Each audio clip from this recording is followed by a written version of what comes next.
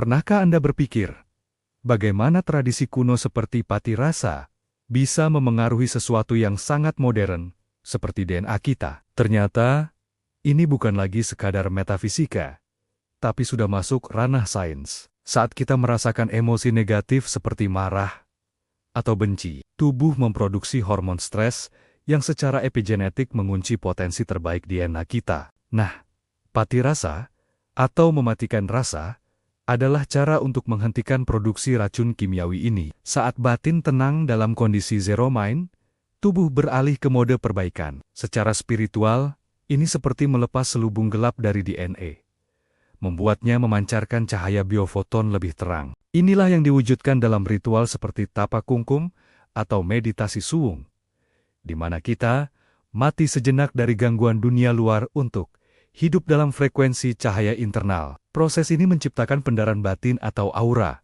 mirip seperti plasma yang berpendar saat energinya tinggi. Anda tidak hanya menjadi lebih sehat, tapi medan elektromagnetik tubuh Anda menjadi sangat kuat, memancarkan wibawa dan pengaruh positif. Dengan menjadi nol, Anda justru menemukan segalanya.